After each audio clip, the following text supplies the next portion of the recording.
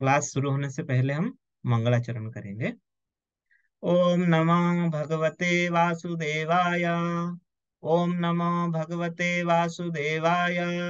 ओम नमो भगवते वासुदेवाय।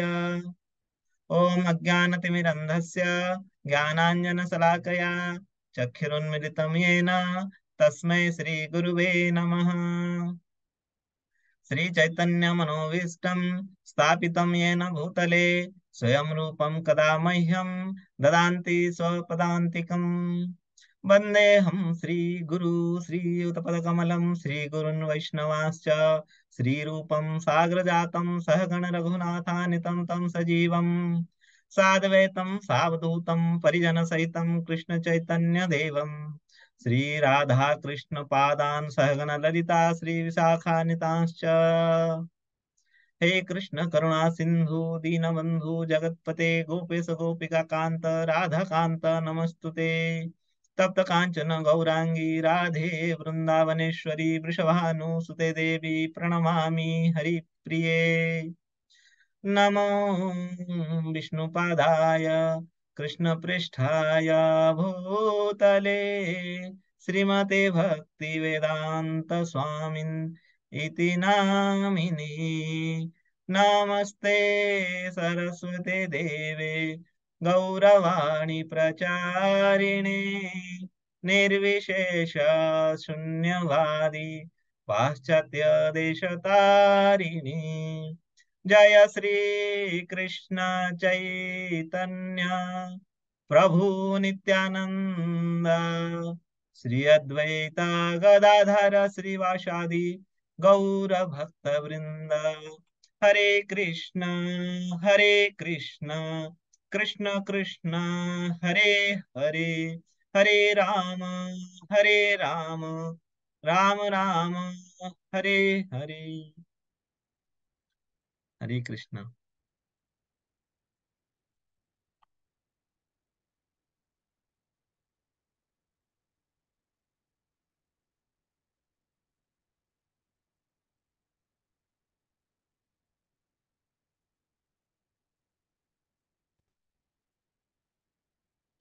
तो भगवत गीता के इस 18 दिनों के सत्र में आपका पुनः स्वागत है। तो हम भगवत गीता की 18 दिनों में कैसे समझेंगे, क्या करेंगे, इसके बारे में थोड़ी सी पहले चर्चा करें। तो भगवत गीता के बारे में कुछ पता है आपको, किसी को थोड़ा सा, कि क्या है भगवत गीता, है क्या? अपना हैंड रेज करिए किसी को पता है तो। इसका नाम भगवत गीता क्यों है? क्यों कहा गया है इसको भगवत गीता?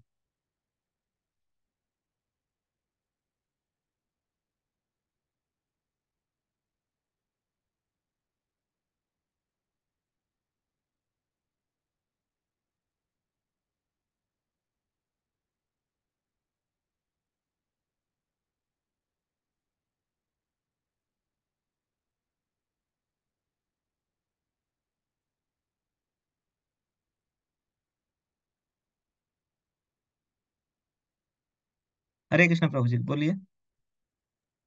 हरे कृष्णा प्रभु जी, दंडवत प्रणाम। भगवत गीता जो है भगवान के द्वारा गाया हुआ गीत है। और ये भगवान ने हम बद्ध जीवों के लिए अर्जुन को सुनाई थी, ज्ञान दिया था। यद्यपि अर्जुन बहुत ज्ञानी थे, लेकिन उनको भगवान की लीला थी कि उनको मोह में डाल के और वो प्रश्न पूछते जा रहे थे हमारे लोगों के लिए, और उसका उत्तर वो भगवान दे रहे थे। तो बद्ध जीवों के भलाई के लिए क्योंकि उन्होंने ये बात अपने मुख से भगवान ने अर्जुन के माध्यम से हम लोगों को सुनाई। हरे हाँ, कृष्ण। बहुत अच्छा प्रभु जी। हरे कृष्णा। तो भगवान ने जो गीत गाया है, या भगवान ने गीतों के रूप में जो संदेश हमको दिया है अर्जुन के द्वारा, उसी का नाम है भगवत गीता। तो भगवत गीता हमारे जीवन में क्यों जरूरी है? तो हम देखिए, कोई छोटा सा चीज या कोई इलेक्ट्रॉनिक्स डिवाइस, ऐसा कोई भी अगर हम सामान खरीदते हैं, तो उसके साथ एक छोटी सी हस्त पुस्तिका आता है, यानी मैनुअल। उसकी आवश्यकता क्यों है? क्योंकि जो वस्तु या जो डिवाइस हमने खरीदा है उसको हम कैसे यूज करें, कैसे अच्छी तरह उसको हम समझ पाए, कैसे उसका सही से सही व्यवहार हम कर पाए। उसी के लिए साथ में हस्त पुस्तिका आती है, या डिवाइस के मैनुअल आता है। मैनुअल को हम पढ़ेंगे तो उसको अच्छे से हम चला पाएंगे, उसका व्यवहार हम अच्छे से अच्छे कर पाएंगे। तो यूं समझिए, ठीक उसी प्रकार ये जो भगवत गीता है, ये हमारे जीवन का मैनुअल है। तो जो मनुष्य जीवन में कैसे हम इस जो जीवन मिला है, मनुष्य जीवन, हम इसको कैसे व्यवहार करें, सही तरीके से इसका उपयोग हम कैसे कर पाए, इसको जानने के लिए भगवान ने हमें भगवत गीता रूपी अमृत प्रदान किया है, जिसको अगर हम जान लेंगे, पढ़ लेंगे और अपने जीवन में अगर इसको उतार पाएंगे ना, तो हम अपने जीवन को बेहतर से बेहतर बना सकते हैं। देखिए, जीवन में आजकल कितने लोग भटक रहे हैं, कोई सुइसाइड कर रहा है, कोई डिप्रेशन में है, कोई सुख कोई शांति ढूंढ रहा है।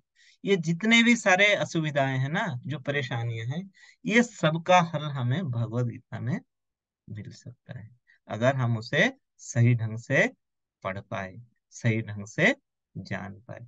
गीता सूर्य के समान आलोक हमें प्रदान करता है, ज्ञान हमें प्रदान करता है। बशर्ते क्या हो, हम श्रद्धा के साथ और विश्वास के साथ उस ज्ञान को अगर ग्रहण करेंगे, तो हमें ये समझ में भी आएगा और हम गीता जी को समझ पाएंगे। तो पहले हम देखते हैं कि प्रभुपाद कौन है। जो इस्कॉन क्या है ना, इस्कॉन के फाउंडर आचार्य, जो इस्कॉन का पूरा नाम क्या है हिंदी में, अंतरराष्ट्रीय कृष्ण भावनामृत संघ। इस संघ का जो फाउंडर आचार्य, मतलब इसको जो प्रतिष्ठा किए थे, इसको जो रजिस्टर किए थे, वो है श्रीला प्रभुपाद, श्रीला भक्ति वेदांत स्वामी प्रभुपाद। यही इसके फाउंडर आचार्य हैं। ये है कौन, ये कहाँ से आए, इन्होंने कैसे इस्कॉन का संगठन को, इतना बड़ा संगठन को बनाया, थोड़ा इनके बारे में जानते हैं। क्योंकि इन्हीं के द्वारा ही हमें ये जो भगवत गीता मिल पाया यथारूप के।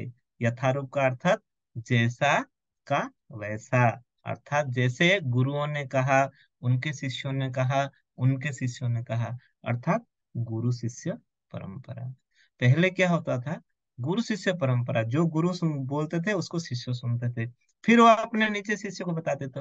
तो ये परंपरा रूप में कोई अगर चीज आती है तो ज्यों का त्यों आता है। तो ये भगवत गीता तो मार्केट में बहुत सारे अवेलेबल है, लेकिन प्रभुपाद ने जो बनाया है, प्रभुपाद ने जो गीता का यहाँ अनुवाद करके दिया, भगवत गीता यथारूप एज इट इज, ये बिल्कुल क्या है ना, गुरु शिष्य परंपरा से आया है। तो इसलिए इसमें कोई भी खामी नहीं है। तो प्रभुपाद कौन थे ना, प्रभुपाद का पूरा नाम है अभय चरणार दे, अभय चरण दे। प्रभुपाद जी ने क्या है ना, इनको एक उपाधि मिली थी, भक्ति वेदांत उपाधि। ये जो सन्यासी है, उनको उपाधि मिलती है। उन्होंने अपने 65 वर्ष के आयु में भारत में उन्होंने बहुत प्रयास किया भगवान का प्रचार करने का, उनके नाम के, उनके गुण के। फिर उनके गुरु का आदेश था। प्रभुपाद जी बहुत अच्छे इंग्लिश बोलते थे, बहुत अच्छे। उनके पिताजी चाहते थे कि प्रभुपाद जी अच्छे से अच्छे भक्त बने, उनके माता जी चाहती थी कि प्रभुपाद जी एक लॉयर बने। लेकिन प्रभुपाद जी का बहुत क्या था ना, बचपन से ही आध्यात्म में, भक्ति में बहुत ही रुचि था। तो बचपन में क्या हुआ, उनके पिताजी उनके लिए छोटे से रथ बना देते थे। तो उड़ीसा में रथ यात्रा होता है, तो प्रभुपाद जी उस रथ को अपने दोस्तों के साथ गांव में घुमाते थे, भगवान की भक्ति करते थे।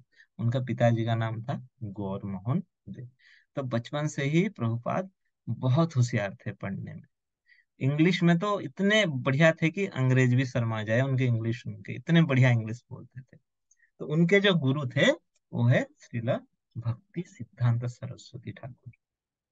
तो पहली बार जब उनकी भेंट हुई अपने गुरु से, तो जो गुरु बोल रहे थे उसको बहुत ध्यान पूर्वक सुने बैठ के। सब लोग चले गए, लेकिन वो सुनते रहे। तो उनके गुरु ने उन्हें देखा कि भक्ति का जो पहला चरण है ना, वो है सुनना। पहले हमें सुनना पड़ेगा। तो प्रभुपाद ने उसे जब सुना, फिर प्रभुपाद की जब उनसे बातचीत हुई, तो उन्होंने बोला कि तो बहुत अच्छे इंग्लिश बोलते हो। तो उन्होंने कहा कि आप जो है ना, ये भक्ति का प्रचार आप विदेश में जाके, पाश्चात्य देशों में जाके करो। यहाँ के लोग तो कुछ ना कुछ जानते हैं, लेकिन विदेश के लोग भगवान कृष्ण के बारे में, राम के बारे में कुछ भी नहीं जानते। तो आप जाके भक्ति का प्रचार करो। तो प्रभुपाद जी अपने गुरु के आदेश को माने। तो प्रभुपाद जी बहुत अच्छे वक्ता भी थे, बहुत अच्छे लेखक भी थे, भगवान के बारे में बहुत अच्छे पुस्तक लिखते थे, बहुत अच्छे कीर्तन लिखते थे। तो प्रभुपाद जी सन 1965 में जलदूत नामक एक मालवाही जहाज है, इस जहाज से वो न्यूयॉर्क, अमेरिका गए थे, न्यूयॉर्क से। तब उनके आयु 69 वर्ष की थी, 69 ईयर।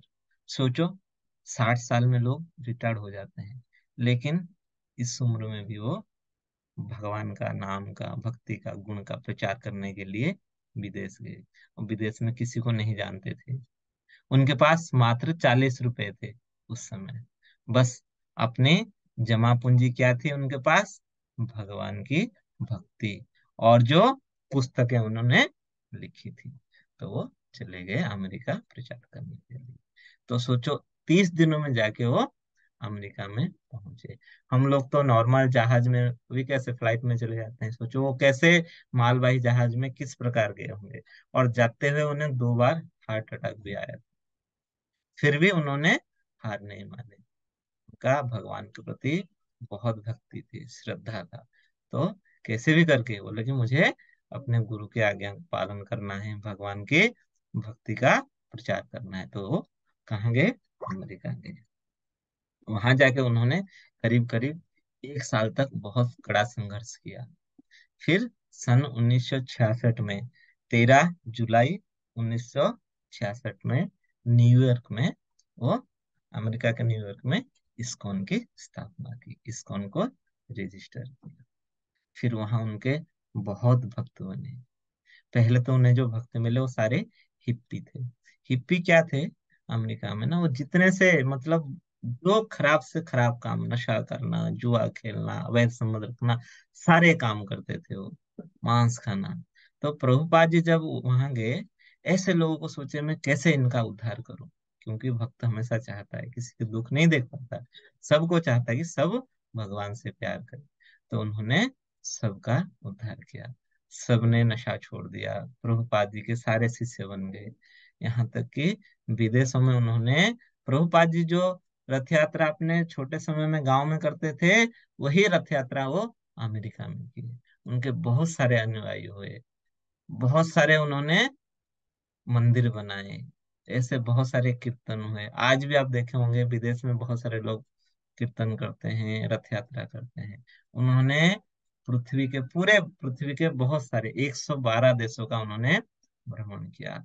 हर देश में लगभग मंदिर इस्कॉन के हैं। रशिया से लेके, श्रीलंका से लेके, यहाँ तक पाकिस्तान में भी 12 मंदिर है, अफगानिस्तान में है, श्रीलंका में है।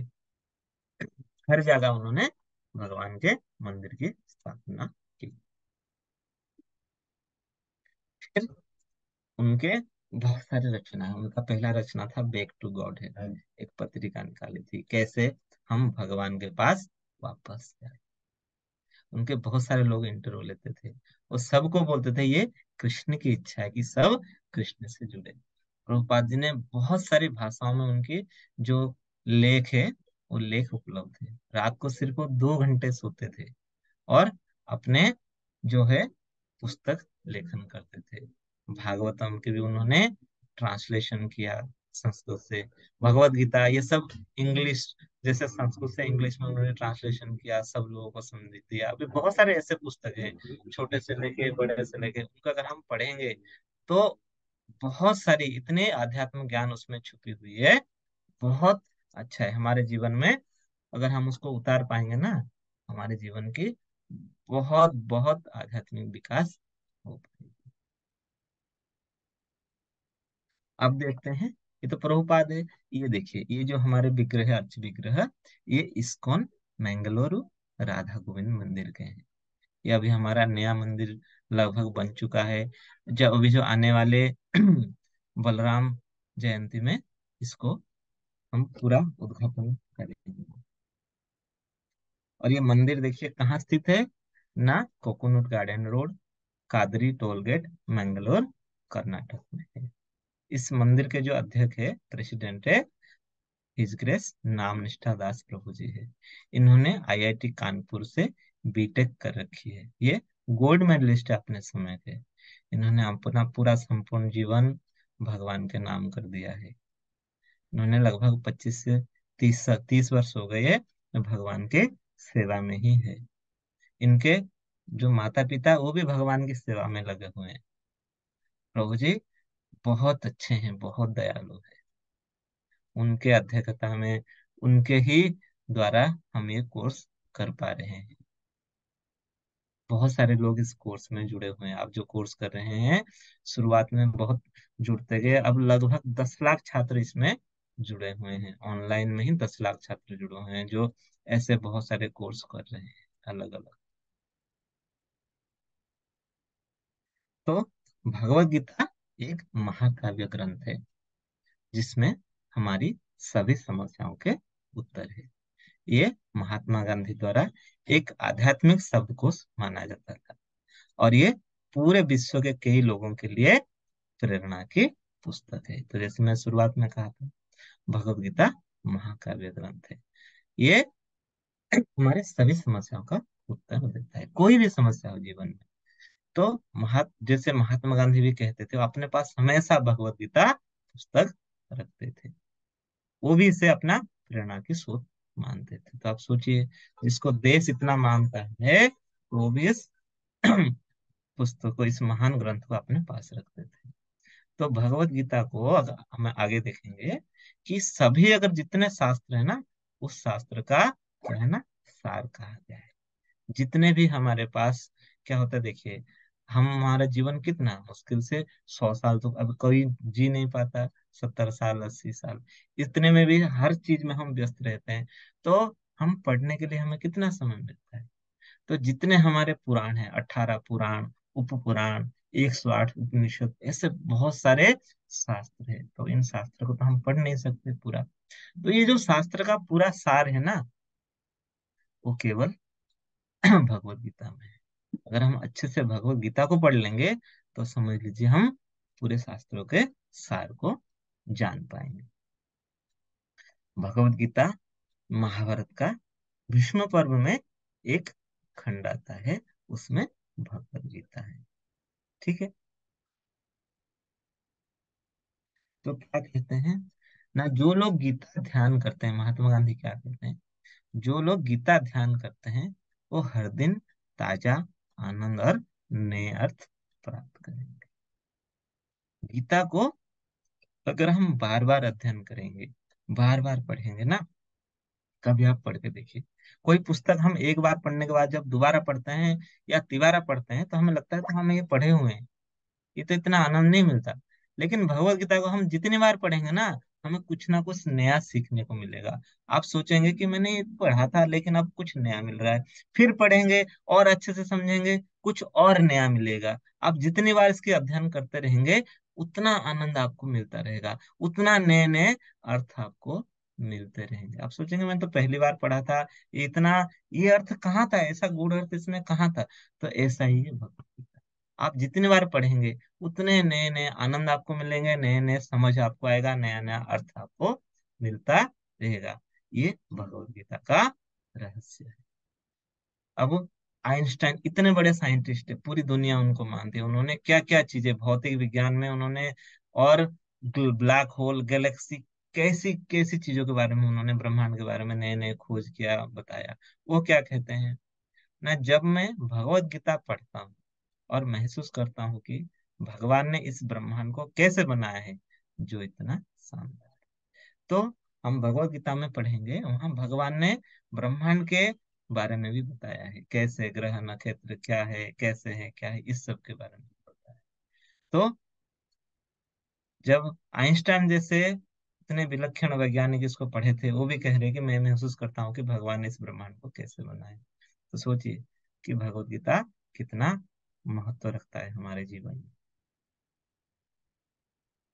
तो गीता एक विशाल ग्रंथ है। गीता के एक व्यवस्थित अध्ययन में लगभग 1 वर्ष लगता है। अगर हम इनको श्लोका वाइज, चैप्टर वाइज, एक एक करके पढ़ेंगे, अच्छे से समझेंगे, तो लगभग 1 वर्ष लगेगा। 18 दिन में तो हम ऐसा नहीं कर सकते। इसलिए हम कृष्ण और अर्जुन के बीच विचारों के जो प्रवाह है उस पर ध्यान केंद्रित कर रहे हैं। इसका उद्देश्य क्या है कि गीता का गहन अध्ययन के लिए आपको तैयार कर। तो जैसे मैंने कहा था, ये हमारा बिल्कुल प्राइमरी स्टेज है। ये सिर्फ क्या है ना, हम 18 दिनों में गीता, हर एक दिन में एक चैप्टर, तो हम उसको पूरा तो नहीं समझ सकते, लेकिन जितना समझ सकते हैं, इससे क्या होगा ना, जैसे हमारे लेवल 1 है, इसका अगर लेवल 2 है, लेवल 3 है, लेवल 4 है, लेवल 5 है, उसको बोला जाता है भक्ति शास्त्री। उसके बाद आता है भक्ति वैभव। ऐसे करके अलग अलग इसमें क्या ना, गीता का, भागवत का, चैतन्य चरित्र, ऐसे बहुत सारे ग्रंथों का हम अध्ययन करते हैं।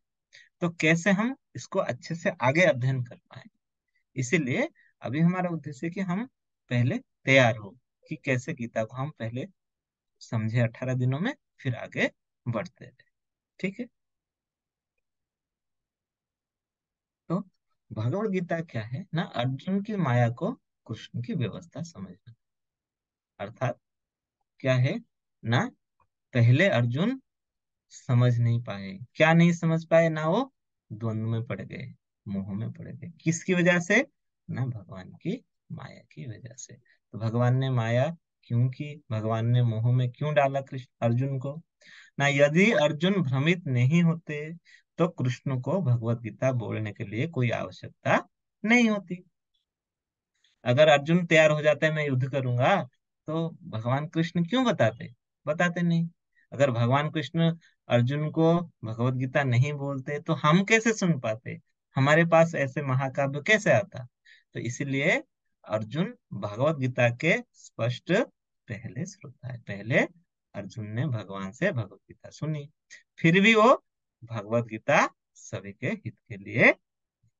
तो अर्जुन एक जरिया थे जिसके द्वारा हमें भगवत गीता सुनने का, श्रवण करने का, उसे समझने का मौका मिल पाया, भगवान को जानने का मौका मिल पाया, ये अवसर हमें मिल पाया। किसकी वजह से, अर्जुन की वजह से।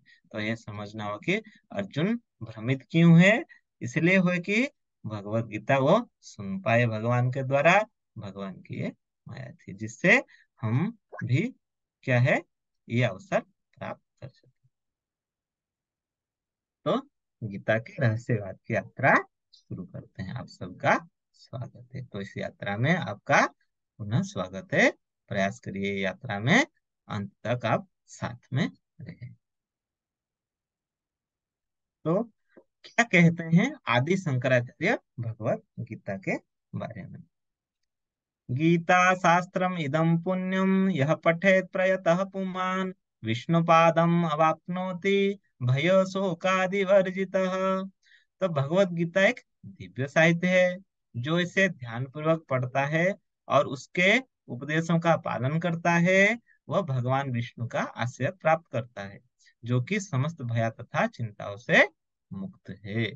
तो भगवत गीता हमें सभी भय और चिंताओं से क्या करता है, मुक्त करता है। ये क्या कौन कह रहे हैं ना, आदि शंकराचार्य।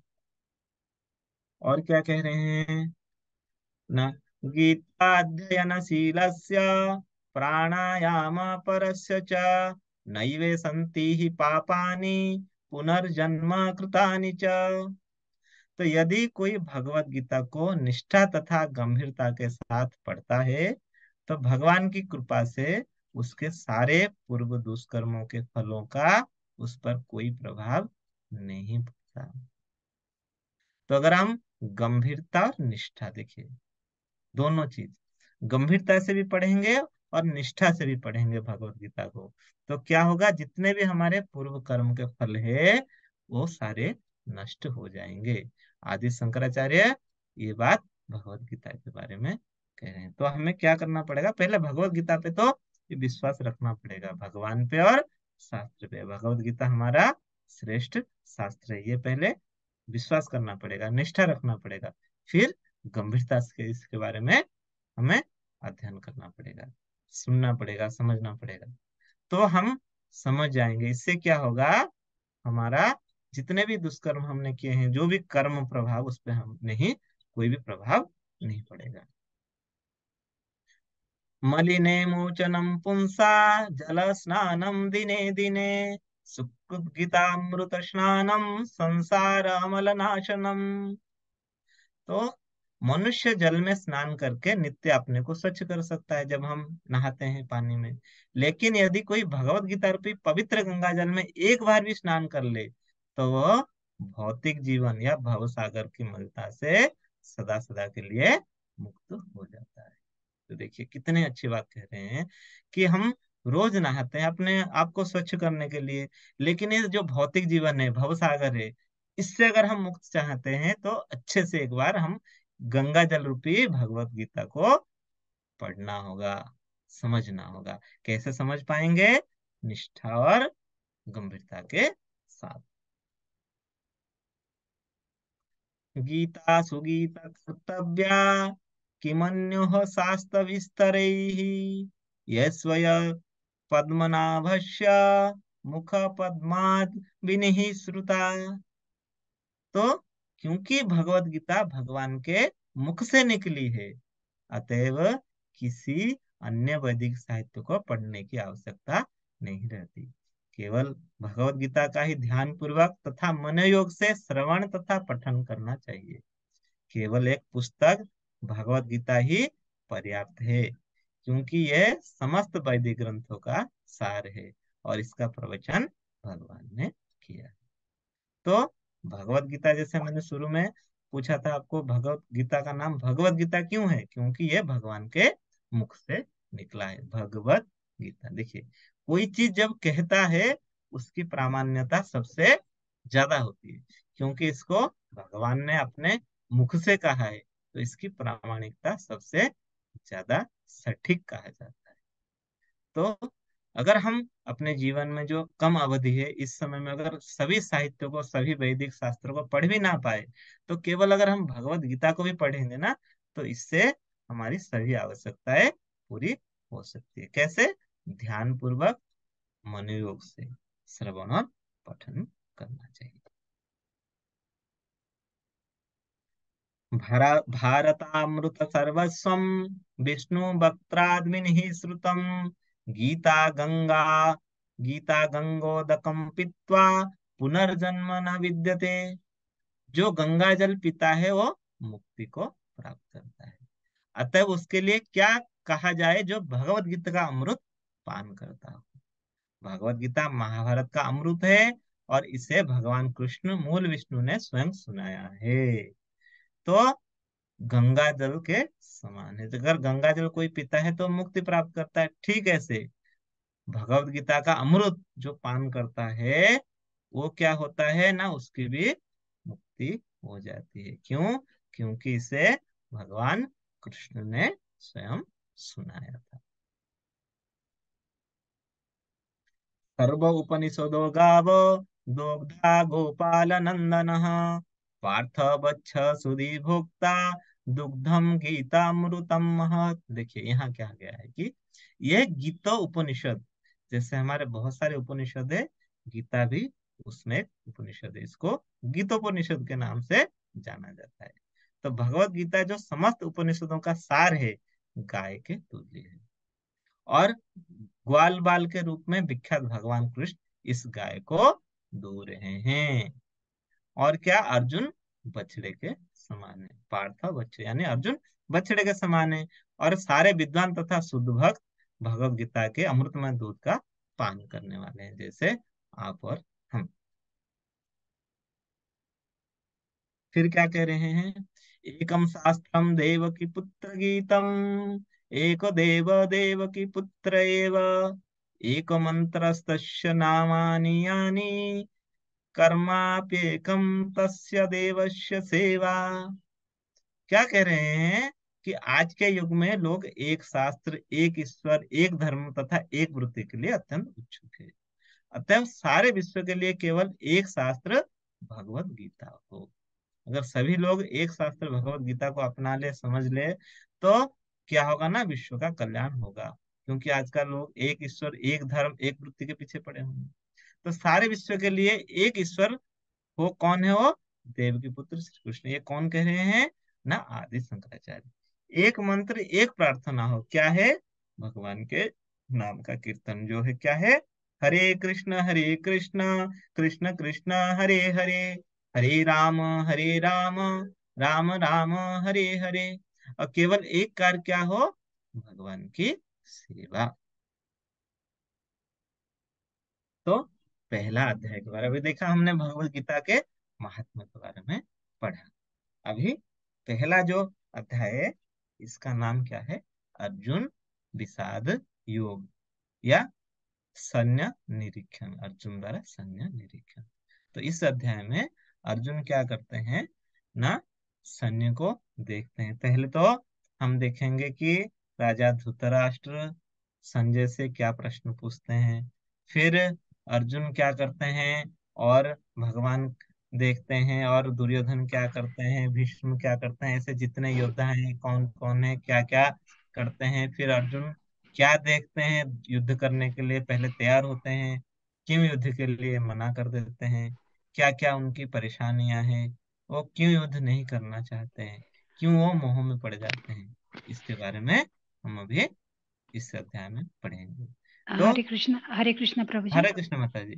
प्रभु जी स्क्रीन है ना थोड़ी ऊपर से कट है, जैसे ये अर्जुन अर्जुन विषाद योग योग लिखा है ना, तो ये क्लियर नहीं आ रहा है, कटा हुआ आ रहा है थोड़ा सा ऊपर से। एक सेकंड, एक सेकंड माता जी।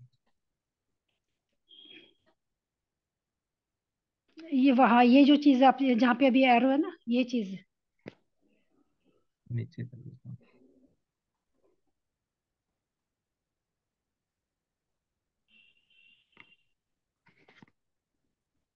ठीक है अभी माता जी। हाँ जी हाँ जी, अब हटी है, ठीक है। हरे कृष्ण। वैसे तो आया तो ये सामने ही है, अभी भी हटा, मतलब स्क्रीन से नहीं गया ये। माता जी ये जा नहीं रहा है, एक सेकंड में इसको ट्राई करता हूँ।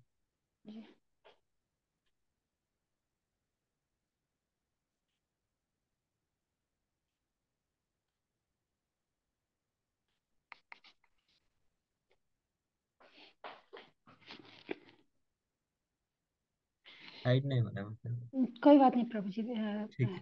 हाँ नीचे रहने दीजिए, और थोड़ा नीचे हो सकता है तो थोड़ा और नीचे कर दीजिए। और नीचे नहीं जाएगा माता जी, यहीं तक है। अच्छा अच्छा, ठीक है ठीक है ठीक है, कोई बात नहीं प्रभु जी, वर्ड्स आ रहे हैं अभी क्लियर। ठीक है। जी प्रभु जी।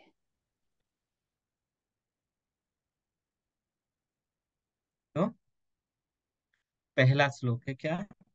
धृतराष्ट्र उवाच धर्मक्षेत्रे कुरुक्षेत्रे समवेतायुयुत्सवः मामकः पांडवाश्चैव किम कुर्वत संजय। तो धृतराष्ट्र ने कहा, हे संजय, धर्म भूमि कुरुक्षेत्र में युद्ध की इच्छा से एकत्र हुए मेरे तथा पांडु पुत्रों ने क्या किया। तो हम जैसे जानते हैं, धृतराष्ट्र तो जन्मांध थे। तो क्या हुआ कि संजय को ये प्रश्न पूछ रहे हैं। क्यों पूछ रहे हैं?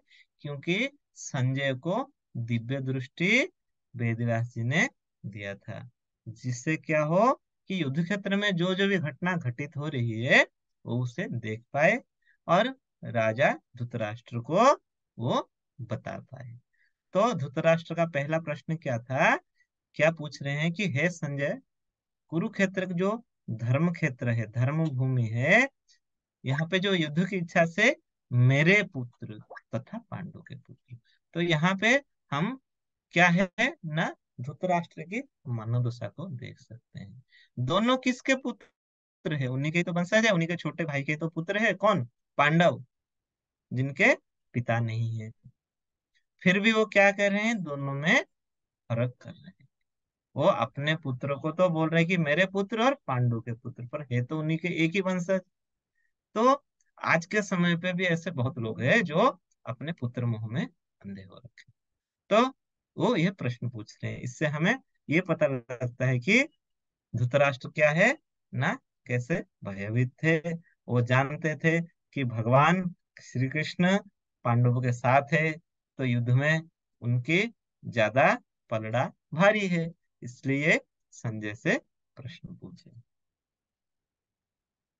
तो महाभारत में बने धृतराष्ट्र तथा संजय की वार्ताएं इस महान दर्शन के मूल सिद्धांत का कार्य करती है।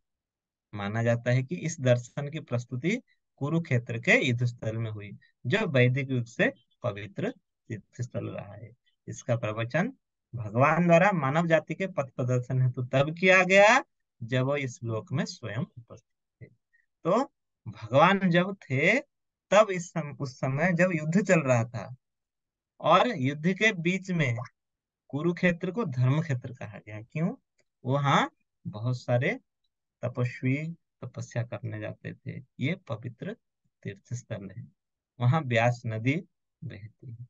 तो भगवान के समय वहां पे मानव जाति को पथ प्रदर्शन करने के लिए जो ये वार्ता अर्जुन और कृष्ण का संवाद, जो धृतराष्ट्र और संजय की संवाद, यहाँ पे भगवत गीता के बारे में कहा गया कि ये कितना महान दर्शन है। ये किस लिए भगवान ने कहा कि मानव जाति को कैसे पथ प्रदर्शन अच्छे से अच्छे मिल पाए।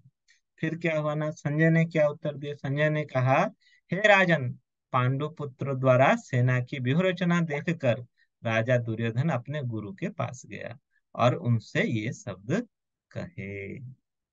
क्या कहे ना, हे आचार्य, पांडु पुत्र की विशाल सेना को देखें, जिससे आपकी बुद्धिमान शिष्य द्रुपद के पुत्र ने इतने कौशल से व्यवस्थित किया है।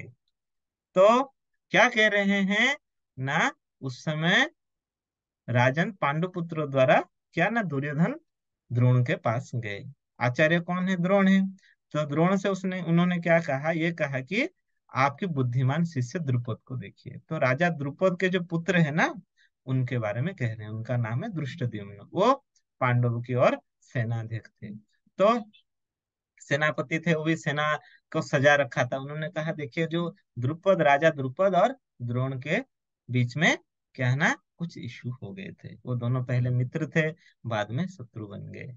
तो उनके जो पुत्र है धृष्टद्युम्न, वो गुरु द्रोण के पास आके बोला, मुझे शिक्षा चाहिए शस्त्र का। तब गुरु द्रोण महान शस्त्र शिक्षा देते थे, तो उन्होंने उसे अपने शत्रु के पुत्र होने पर भी उसे शिक्षा दी। तो उस बात को याद करा रहा है कौन?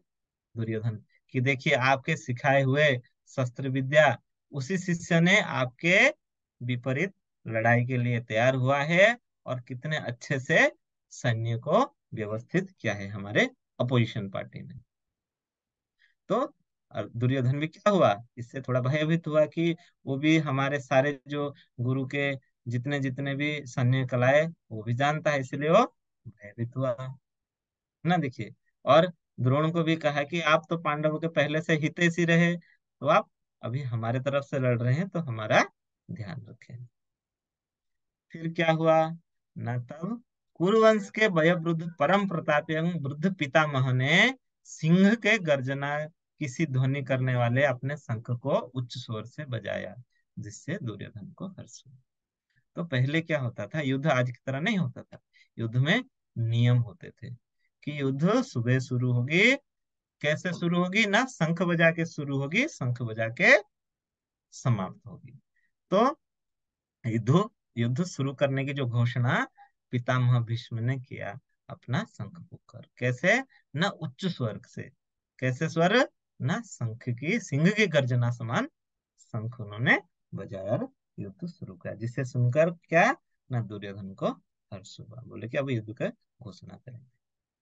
तब क्या हुआ ना, तः श्वेते हरे युक्ते महति स्पंदने स्थितो माधवः पांडवश्चैव दिव्य शंखो प्रदम्यतुः। तो क्या हुआ ना, दूसरी ओर से श्वेत घोड़ों द्वारा खींचे जाने वाले विशाल रथ पर आसीन कृष्ण तथा अर्जुन ने अपने अपने दिव्य शंख बजाए। तो यहाँ भगवान को माधव कहा गया है। माधव अर्थात लक्ष्मी के पति। लक्ष्मी कौन है? माधव। तो लक्ष्मी के पति। तो क्या हुआ, तो भगवान कृष्ण और अर्जुन अपने सफेद घोड़ों से युक्त खींचे जाने वाले रथ पर बैठकर आए, जो दिव्य रथ था। अब इस रथ में ना कुछ गुण है। जानते हैं इस रथ के ऊपर क्या है ना? कपि ध्वज है। कपि ध्वज अर्थात कौन? ना हनुमान जी का चित्र आंका हुआ है। और ये रथ किसने दिया था? ना अग्निदेव ने स्वयं अर्जुन को दिया था। अर्जुन के पास बहुत सारे दिव्य अस्त्र भी थे जो उन्होंने तपस्या करके प्राप्त किए थे। तो अर्जुन के पास ऐसे बहुत सारे यहाँ क्या ना गुण या लक्षण दिखाई दे रहे थे, जिससे कि इस युद्ध में वो निश्चित रूप से विजय लाभ करेगा। क्या क्या ना, जैसे अभी हमने देखा कि रथ, दूसरे दिव्यास्त्र थे, और उनका जो धनुष था ना, वो था गांडीव धनु। और क्या था ना? भगवान कृष्ण थे। भगवान कृष्ण का नाम क्या है? माधव। जहां भगवान कृष्ण रहेंगे वहां भाग्य की देवी लक्ष्मी भी रहेंगी। और क्या था ना? जिस दिन भगवत गीता सुनाई गई उस दिन मोक्षदा एकादशी था। और क्या है ना, दुर्योधन ने एक बात कही कि एक शब्द ऐसे कहे कि सारे जितने योद्धा है मेरे लिए अपना जीवन देने के लिए आए हैं, त्यक्त जीविता, यानी मेरे लिए अपने प्राण उत्सर्ग करना है। यानी अर्जुन, दुर्योधन पहले ही सोच लिया कि सारे योद्धा क्या है ना, मेरे लिए मरने आए। तो इससे क्या है ना, ये लक्षण तो प्रकट हो रहे थे कि अगर अर्जुन युद्ध करेंगे तो निश्चित रूप से विजय लाभ करेंगे। फिर क्या हुआ? अथ व्यवस्थितान् दृष्ट्वा धार्तराष्ट्रान् कपिध्वजः प्रवृते शस्त्र संपाते धनुरुद्यम्य पांडवः ऋषिकेशं तदा वाक्यम् इदमाह महीपते। फिर उस समय क्या हुआ ना, उस समय हनुमान से अंकित ध्वजा लगे रथ पर आसीन पांडुपुत्र अर्जुन अपना धनुष उठाकर तीर चलाने के लिए उद्यत हुआ। हे राजन, धृतराष्ट्र के पुत्र को व्यूह में खड़ा देखकर अर्जुन ने कृष्ण से ये वचन कहे। तो जैसे अभी बताया, कपिध्वज था, तो कपिध्वज यानी क्या है ना? हनुमान जी का पताका। तो हनुमान जी राम अवतार में भगवान के साथ थे, तो युद्ध में क्या जीता गया था वो रावण के जो विपक्ष में जो लड़ा गया था, तो जीत हासिल हुई थी। तो जो यहाँ हनुमान विराजमान है तो निश्चित रूप से युद्ध में अर्जुन का जीत होगा। तो अर्जुन ने क्या किया? शंख फूका, फिर अपना धनुष को क्या ना टंकार लगाया। जैसे धनुष में उन्होंने बाण चढ़ाने से पहले उसको देखते हैं, प्रत्यंचा बोलते हैं, प्रत्यंचा चढ़ाया। और क्या हुआ ना, भगवान से क्या कहा ना, ये वचन कहे। क्या वचन ना कहा? हे अच्युत, अर्जुन ने कहा हे अच्युत, कृपा करके मेरा रथ दोनों सेनाओं के बीच में ले चले, जिसमें यहाँ युद्ध की अभिलाषा रखने वालों को और शास्त्रों में इन महान शस्त्रों में इन महान परीक्षा में जिनसे मुझे संघर्ष करना है उन्हें दे। फिर अर्जुन भगवान से क्या अनुरोध किया कि हे भगवान, मुझे दोनों सेनाओं के बीच में ले चलिए। तो जो सेनापति होता है वो पहले क्या उसका है कि मैं पहले सेना को अच्छे से निरीक्षण करूं। तो इसीलिए इस अध्याय का नाम सैन्य निरीक्षण भी है। तो अर्जुन देखना चाहता था कि अपने जो विपक्ष में योद्धा है, वैसे तो वो जानते थे कि सारे योद्धा आए हैं, लेकिन कौन कौन है जो अपने प्राणों का बलिदान देने मेरे साथ युद्ध करने आए हैं, मैं एक बार उन्हें देख सकूं। तब भगवान से अर्जुन ने ऐसे प्रार्थना की। तो क्या हुआ? भगवान उन्हें ले गए, अर्जुन को, दोनों योद्धाओं के बीच। तो वहां जाकर अर्जुन ने क्या देखा? अर्जुन ने वहां पर दोनों पक्षों की सेनाओं के मध्य में अपने चाचा, ताऊ, पितामहों, गुरुओं, मामाओं, भाइयों, पुत्रों, पौत्रों, मित्रों, ससुरों और शुभचिंतकों को भी देखा। तो क्या देखा अर्जुन ने? जितने उनके परिवार वर्ग है, कुछ उनसे छोटे थे, कुछ उनसे बड़े थे, कुछ उनके गुरु थे, पितामह के गोद में उन्होंने खेला था। गुरु जैसे द्रोणों ने उन्हें, गुरु द्रोण ने उन्हें क्या ना शस्त्र की विद्या सिखाई थी, वो सभी को देखा। जितने उनके शुभचिंतक है उन सबको उन्होंने देखा। शुभचिंतक तो थे, पर अभी क्या है, उनसे युद्ध करने आए हैं। उनके शत्रुघ्न का तो सभी को देखा, अपने पक्षों को भी लोगों को देखा और दूसरे पक्षों के लोगों को भी देखा। क्या हुआ? देखने के बाद अर्जुन ने क्या कहा? अर्जुन उवाच दृष्टेव्यं स्वजनं कृष्ण युयत्सु समुपस्थितं सीदन्ति मम गात्राणि मुख च परिसृष्यसि। अर्जुन ने क्या कहा? अर्जुन ने कहा, हे कृष्ण, इस प्रकार युद्ध की इच्छा रखने वाले मित्रों तथा संबंधियों को अपने सम्मुख उपस्थित देखकर मेरे शरीर के अंग कांप रहे हैं और मेरा मुंह सूखा जा रहा है। तो अर्जुन यहाँ द्वंद्व में आ गए, मुंह में आ गए, कंफ्यूजन में आ गए। अब वो बोल रहे कि मैं इनको देख रहा हूँ, जो मेरे साथ युद्ध करने आए हैं, ये तो सब मेरे संबंधी है, इनके सामने कैसे युद्ध करूंगा?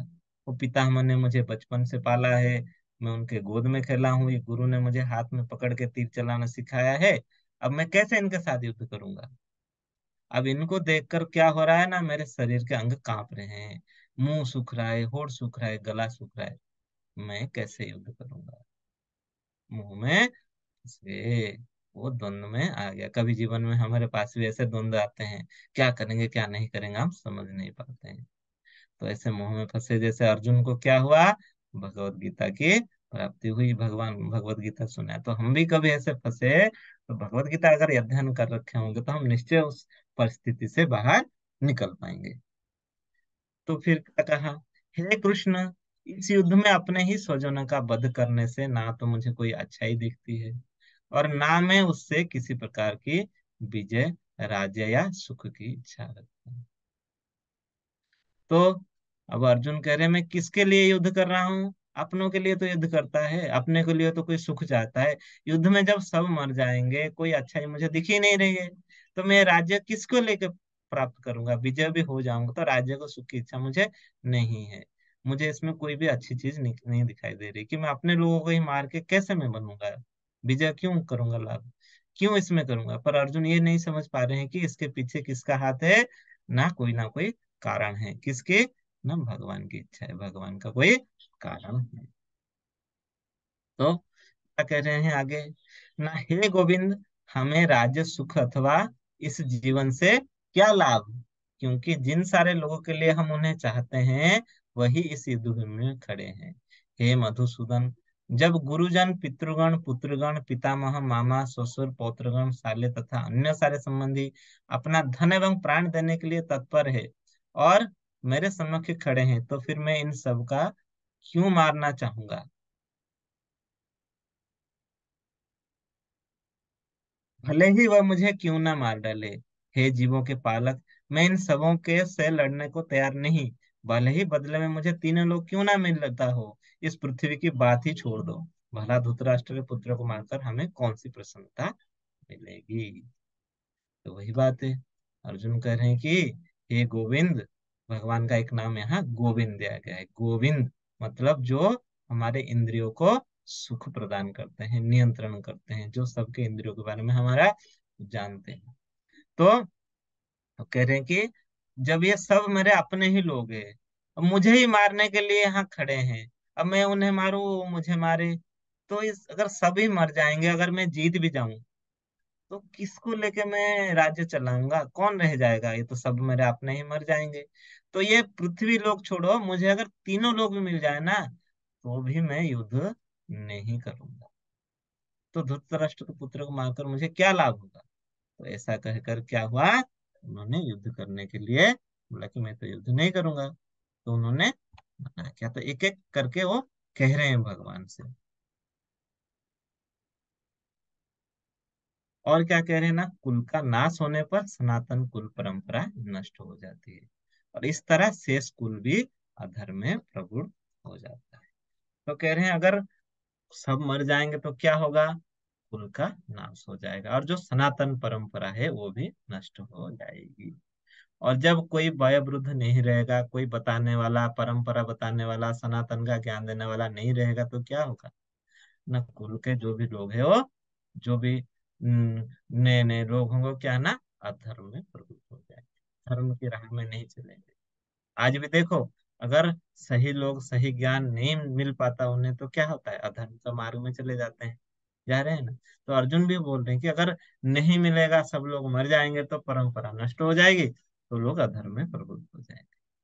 और क्या होगा ना, हे कृष्ण, जब कुल में अधर्म प्रमुख हो जाएगा, तो कुल की स्त्रियां दूषित हो जाएगी और स्त्रीत्व के पतन से ही वृष्णिवंशी अवांछित संतानों उत्पन्न होती है। वृष्णिवंशी क्यों कृष्ण को कहा गया है? ना, कृष्ण वृष्णिवंश से आते हैं, इसलिए उनको वृष्णिवंशी कह के अर्जुन ने संबोधन किया है। तो क्या होगा ना, जब अधर्म होगा तो स्त्रियां दूषित हो जाएगी, तो जो संतान होंगे वो भी अवांछित अनचाह संतान उत्पन्न होंगे, वर्ण संकर होंगे। तो क्या किया जाए? तो क्या होगा इससे? संकरो नरकायेव कुलाघ्नानां कुलस्य च पतन्ति पितर हेषां लुप्तपिंडोदक क्रियाः। जो अवांछित संतानों की वृद्धि होगी उससे क्या होगा ना, उससे निश्चय ही परिवार के लिए तथा पारिवारिक परंपरा को विनष्ट करने वालों के लिए नारकीय जीवन उत्पन्न होता है। तो जीवन कैसा हो जाएगा? उससे नरक के समान हो जाएगा। ये कौन कह रहे हैं? कि अर्जुन कह रहे हैं। अगर जब अवांछित संतानें होगी, परिवार क्या होगा ना, परंपरा नष्ट हो जाएंगी, और क्या होगा ना, नारकीय जीवन हो जाएगा।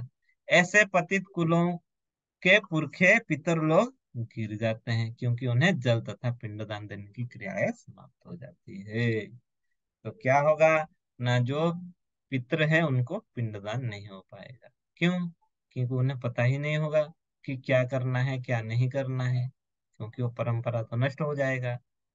तो मैंने ये, अर्जुन कह रहे कि मैंने ये सुना है कि ऐसे ऐसी घटनाएं घटेगी, अगर मैं युद्ध करूंगा ऐसी ऐसी चीजें होंगी। मतलब वो भविष्य के बारे में कोई तो नहीं जानता है, लेकिन वो करेंगे भविष्य में ऐसा हो जाएगा, युद्ध करूंगा सब लोग मर जाएंगे, ऐसे हो जाएगा, परिवार नष्ट हो जाएगा, ये सब अर्जुन पहले ही सोच के भगवान को बता रहे हैं। तो कह रहे हैं ऐसी सारी परेशानियां आएंगी मेरे जीवन में, इससे अच्छा मैं युद्ध ही नहीं करूंगा।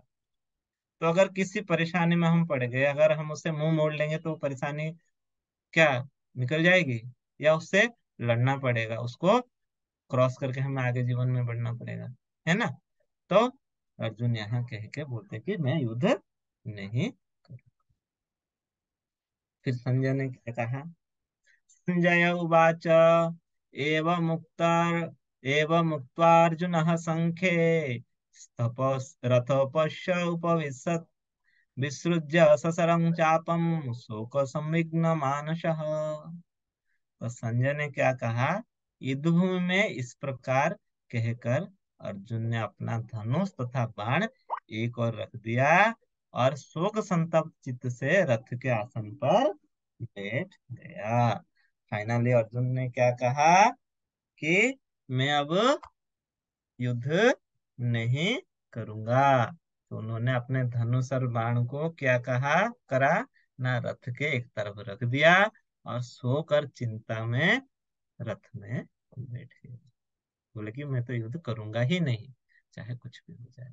पहले उन्होंने स्टार्टिंग में शंख फूंका था, रथ में अपने क्या ना गांडे में प्रत्यंचा चढ़ाया था और धनुष उठा के तैयार हो गए थे युद्ध करूंगा। अब क्या किया ना, मैं युद्ध नहीं करूंगा, ये कह के उन्होंने रख दिया। तो जैसे संजय को पहले प्रश्न पूछा था कि उसने राजा धृतराष्ट्र ने कि क्या कर रहे हैं, तो पहले अध्याय में ये सब बताने के बाद लास्ट में इस अध्याय के अंत में संजय ने कहा कि ऐसा कहकर अर्जुन ने क्या ना अपना बाण और धनुष को रख दिया।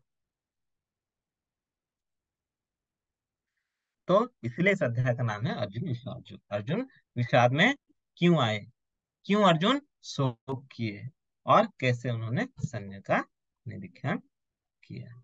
ठीक है, हरे कृष्ण। तो इस अध्याय के बारे में आपका कोई प्रश्न हो, जो आप समझ नहीं पाए, कोई डाउट हो, तो आप प्रश्न पूछ सकते हैं।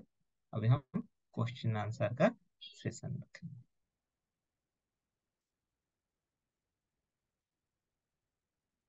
हरे कृष्णा। आप सबका, जिसको भी कोई प्रश्न हो आप हैंड रेज कर सकते हैं। हरे कृष्णा, हैंड रेज कर दीजिए, मैं अनम्यूट कर दूंगी आप लोगों को। जिसे भी कोई प्रश्न है प्रभु जी। हरे कृष्णा, किसी का जी। कोई प्रश्न है तो हैंड रेज करिए। जी मन्नत माता जी। हेलो। हाँ प्रभु जी, बोल पूछिए प्रभु जी।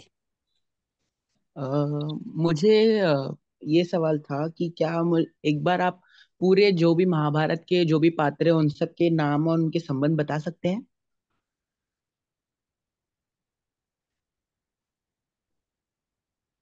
हेलो। अ, जी प्रभु जी, एक हरे कृष्ण सेकंड। माता जी, कहिए। मेरा प्रश्न था कि महाभारत के जो भी पात्र हैं, क्या आप उनके नाम और संबंध एक बार बता सकते हैं? आपकी वॉइस नहीं आ रही माता जी। हेलो। प्रभु जी, आ रही है, क्लियर आ रही है। ये पूछ रहे हैं कि जो महाभारत के पात्रों के नाम और संबंध, उनके उनका उनका पता चल सकता है, कैसे मिलेंगे वो? हरे कृष्ण माता जी। अ, हरे कृष्णा प्रभु जी, आपको आवाज नहीं आ रही?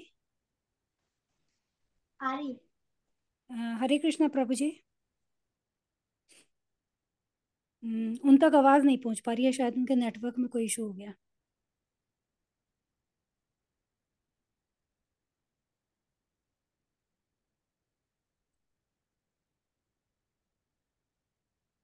प्रवीण माता जी, हरे कृष्ण। जी प्रभु जी। हरे कृष्णा।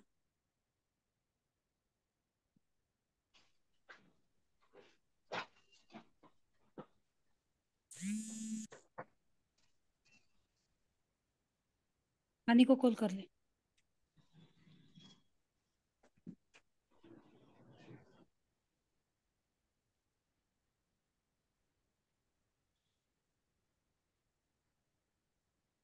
हरे कृष्णा प्रभु जी। हाँ हरे कृष्ण माता जी, आवाज नहीं आ रही है। प्रभु जी, अब आई आवाज? हाँ अभी है माता जी आवाज। हाँ, आपके नेटवर्क में शायद कोई इशू हो गया था। सभी की आ रही है, लेकिन आपकी शायद आपकी नहीं आई थी आपको। ठीक है। जी प्रभु जी। प्रभु जी, हाँ। वो उनका प्रश्न ये है कि महाभारत के सभी पात्रों के नाम और उनके संबंध, उनके बारे में जानना चाहते हैं वो।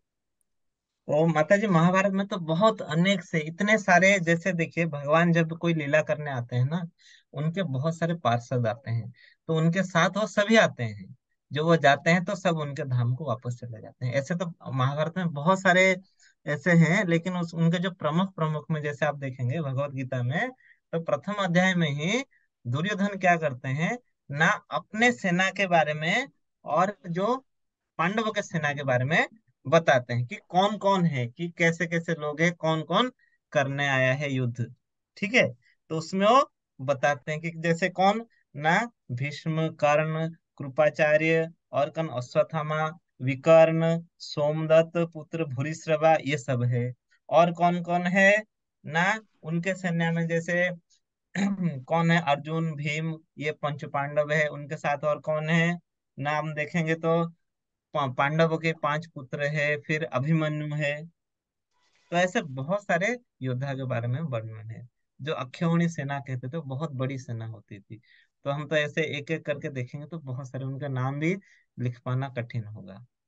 कुछ प्रमुख योद्धा हैं पांडवों की तरफ से, कुछ कौरव की तरफ से। ये प्रथम अध्याय में ही उनके बहुत सारे वर्णन, जो मुख्य मुख्य योद्धा हैं उनके वर्णन है। आप अगर भगवत गीता को पढ़ेंगे ना, तो इसमें आपको मिल जाएगा। ये श्लोक संख्या 7 से 10 के बीच आते हैं। 7 से 10 के बीच में उन योद्धाओं के नाम बताए गए हैं। प्रभु जी, आपको क्लियर हुआ? हरे हाँ। कृष्णा। हरे कृष्णा। आप भगवत गीता को पढ़ेंगे, फर्स्ट चैप्टर में जो प्रभु जी ने बताया, तो आपको मिल जाएंगे। और कोई जी। प्रश्न है आपका? जी। नहीं नहीं। जी ठीक है। ठीक है। हाँ जी, प्रगति माता जी, आप अपना प्रश्न पूछिए। हरे कृष्णा। तो मैं एक स्टूडेंट हूँ और मुझे अपना पूरा जो टाइम है कम से कम 14 से 15 घंटे अपनी पढ़ाई के लिए देना होता है। तो इस बीच में मैं ऐसा क्या करूँ भगवत प्राप्ति के लिए? माता जी, आप अब अच्छा उपाय देखिए, आप भगवत गीता देखे ना, भगवत गीता में एक चैप्टर को पढ़ने के लिए मुश्किल से कितना 15 मिनट चाहिए। यहाँ आप जी। सुनिए उसे, सुनने के बाद हम्म। उसे बस 15 से 20 मिनट भी अगर पढ़ पाए ना अच्छे से, उसको समझ हम्म। सकते हैं। तो इससे ही आपका देखिए, ये तो क्या ना, स्तर पे स्तर, जैसे एक स्तर से दूसरे स्तर, जैसे आप स्तर पे स्तर आगे बढ़ेंगे, तो आप भगवत प्राप्ति की ओर आगे बढ़ेंगे धीरे धीरे। एकदम से तो किसी की नहीं होती, क्योंकि हम कलयुग के बद्ध जीव है ना। तो जब हम स्तर पर स्तर, जैसे सीढ़ियों पे पहाड़ पर पहाड़ हम चढ़ेंगे, एक सीढ़ी से दूसरी सीढ़ी चढ़ेंगे, तभी तो ऊपर तक जा पाएंगे। ठीक ये भी ऐसा है। आप भगवत गीता से आप प्रारंभ तो करिए, शुरुआत तो करिए। आप आगे देखेंगे भगवान ने कहा है कि 1000 मनुष्यों में कोई एक बिरला होता है जो सिद्धि की ओर जाता है, फिर वो भगवान को जानने का इच्छुक रहता है। अब देखिए आज के समय में इतने सारे लोग हैं, आप इसमें 35-40 लोग ही क्यों आए? ये तो सबके पास गया था, इतने सारे लोगों के पास। तो ये भी एक भगवत कृपा है। पिछले जन्म में आपने कुछ अच्छे कर्म किए थे, कोई आपकी अच्छी क्या ना भक्ति थी, जो आपको दोबारा भगवत प्राप्ति की ओर खींच ला रही। ठीक है माता जी।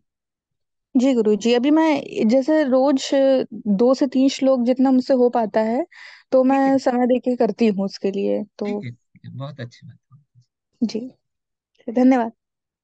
हरे कृष्ण। हरे कृष्ण। और कोई प्रश्न है माता जी?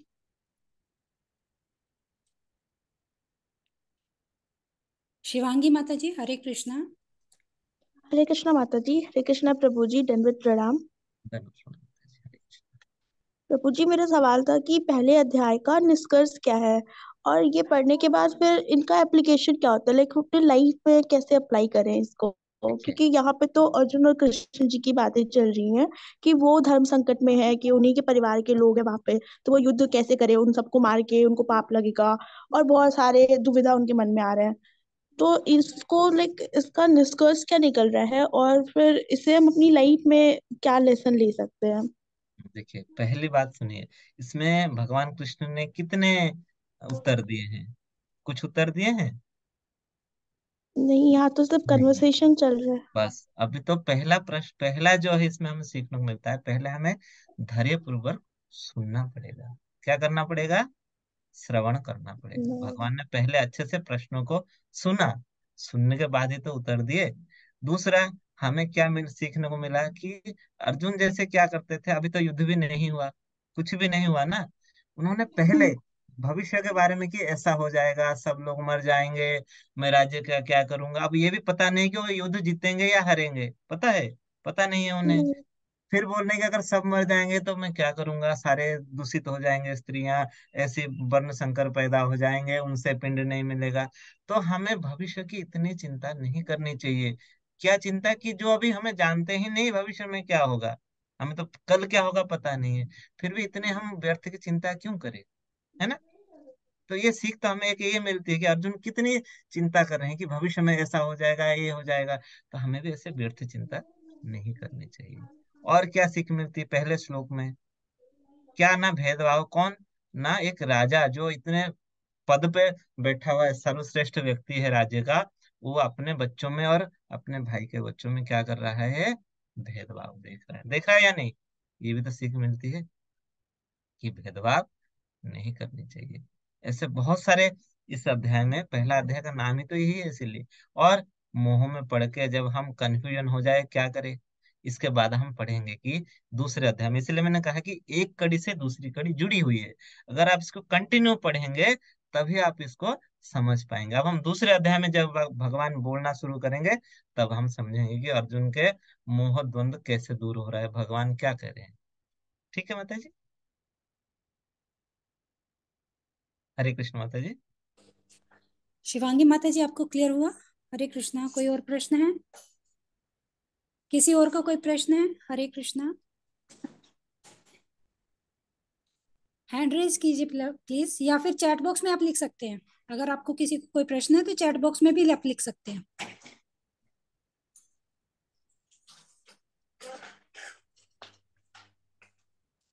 ये किसी ने भेजा है कि रिकॉर्डिंग मिलेगी। हाँ माता जी मिल जाएगी। हाँ प्रभु जी मिल जाएगी रिकॉर्डिंग। जब ये मैं रिकॉर्डिंग डाल दूंगा तो मिल जाएगी। ठीक है, मंदिर के साइट में डालने पे रिकॉर्डिंग मिल जाएगी आपको। जी, रिकॉर्डिंग आ जाती है, ग्रुप में शेयर होती है। हाँ। एक कल नहीं होगी, 2 दिन या 3 दिन के बाद ग्रुप में रिकॉर्डिंग शेयर होनी शुरू हो जाएगी। प्रभु जी, किसी को कोई प्रश्न नहीं है, प्लीज। ठीक है, फिर जी। आज के सत्र को हम समाप्त करते हैं। अब थोड़ा घर जाके इसके बारे में थोड़ा पढ़िएगा। ठीक है। वाञ्छा कल्पतरुभ्यश्च कृपा सिंधु एव च पतितानां पावनेभ्य वैष्णवेभ्यो नमो नमो। अनंत कोटि वैष्णव वृंद की जय। जय। श्रील प्रभुपाद की जय। जय। सभी को हरे कृष्णा। हरे कृष्णा प्रभु जी, दंडवत प्रणाम। हरे कृष्णा सभी को, दंडवत प्रणाम।